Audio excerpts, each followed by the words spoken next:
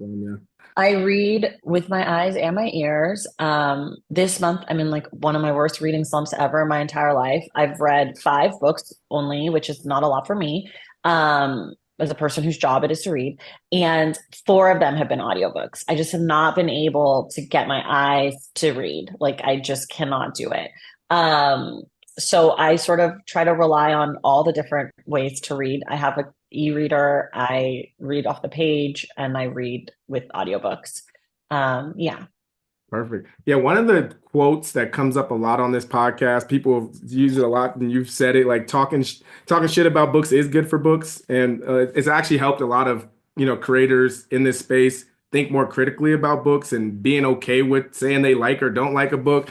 So talk to us a little bit about book criticism in this current time frame. Like it's in an interesting space. Like what do you Yeah. think is still holding people back from having those conversations and engaging with literature in an honest and fair way?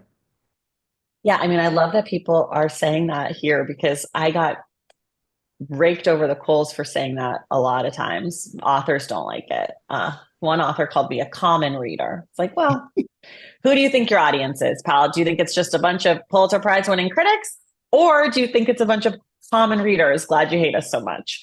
Um, I mean, I think the state of literary criticism is really interesting because I think there's been some democratization of it by social media and like places like Bookum and even like somewhere like Goodreads where people can kind of post their reviews and they're read by um, other people and influence what other people think about, going into or coming out of a book.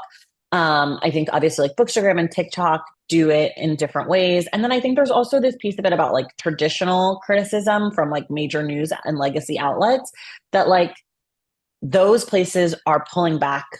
They're pulling back funding across the board, which means they're getting rid of jobs or getting rid of people who are like professionally trained to do this work. And I think a lot of us are sort of filling that void, sort of self-taught critics or like people who have opinions. I'm sort of I think of myself as a critic sometimes and sometimes I don't, but I do think it's important. The spirit of the whole like talking shit about good books is good for books comes from the same spirit of like how we talk about a movie or a TV show. It's not it's not talking shit about books for the sake of being a jerk. It's talking shit about books for the sake of making books feel like the rest of pop culture. Like I just talk shit about Aaron Judge and no one's going to be like, well, Aaron Judge has feelings, right? Like, of course, we know authors have feelings. We know, but people are so precious about how they talk about a book. And like, if I'm going to go to a friend and be like, oh my God, like, don't read that book. It's the worst. Right. Like, that's not real criticism, but that is going to get them excited about the book. They're going to be like, wait, why is it the worst? I heard it was so great. Say more, whatever. Um, or just like I always use a reference of like sometimes I'll watch a TV show and say, okay, I love the show, but that one actor was so bad. Every time he was on screen, I just wanted to like turn off my TV. And I feel like that energy is what we need to bring to books, right? Like being able to say, okay, I really love the book, but every time they did those fucking flashbacks, it was like, why are we doing this? We don't need this. This was so stupid. And not to feel like by saying that, I'm saying the author is a bad person. And that people always use the thing as like, it's hard to write a book. Well, it's hard to do everything. It's hard to work at McDonald's, but you're rude to the drive through worker. Like I just like we need to not think about authors as like we need to protect them from their own work and from their own audience. Like we don't do that for anyone else. Even people who's like I'm saying, like their work isn't even about audience. Like people are so rude to waiters all the time to their face, but I can't say I didn't like a part of a book because of an author might see it on the internet. Like I don't know. I don't buy into that. And I think that sort of thing is really bad.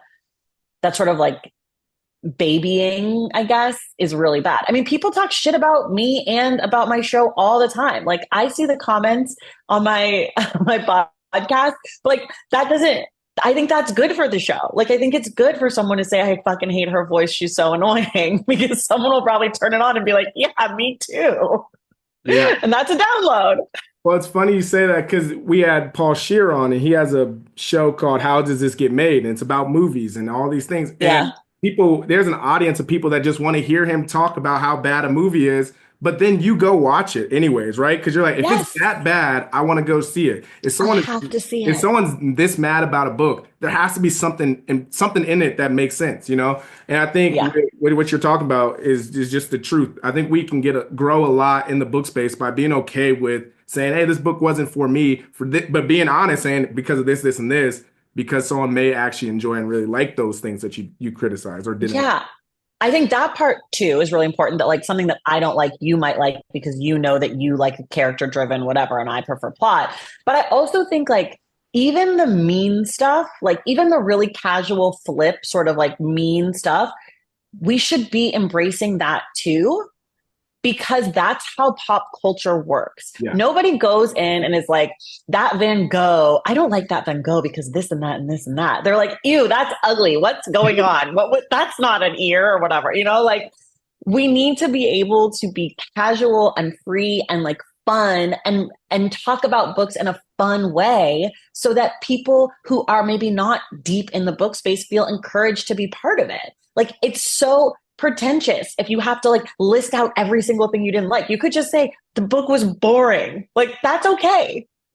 Yeah. We do it everywhere else. And I think like with movies, people are like, well, there's a lot, it takes a lot of people to make a movie. Well, guess what, guys? It takes a lot of people to make a book. There's only one name on the cover, but there's a whole lot of people who went into it. So if you're worried about making the author feel bad, just talk shit about their editor. I talk shit about editors all the time. Like there's a lot of people who work on a book and it's not just one person's thing, but also that's not our responsibility. And I'm not saying like to be mean to authors or tag them or to bully them or anything like that. I'm just saying that we should be able to at least talk about books in the same way we talk about other pop culture if we believe that books deserve to be part of the pop culture conversation. Yeah, and with that being said, one thing that we did implement into our system is like a two-tier system, kind of similar to like how people do movie reviews, where you have the audience score, but then you also have like, verified reviewers. That way you can have a better understanding, and it also protects authors from like negative book reviews. Because I mean, I know there's sometimes people Yeah. just smear an author. So, Yeah. um, Review bombing. Yeah. No, that's awesome. I love that you guys do that.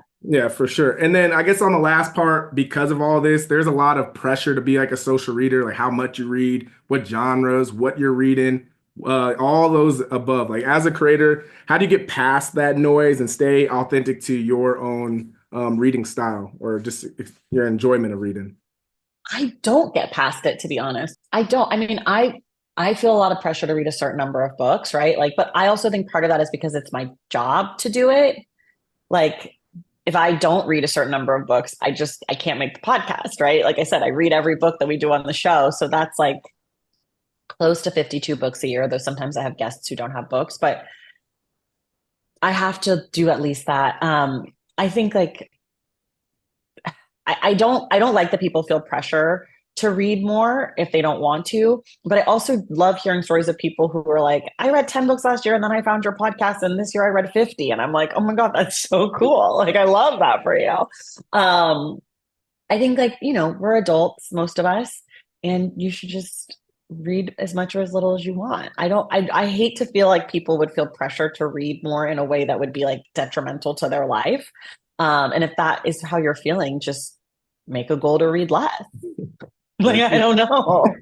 Read better, read more deeply, read a book multiple times. You have to break the cycle for yourself, I guess. If you enjoyed that clip, make sure you head over to www.bookupapp.com to download our app so you can connect with your favorite bookish content creators, start conversations, and start your own book club.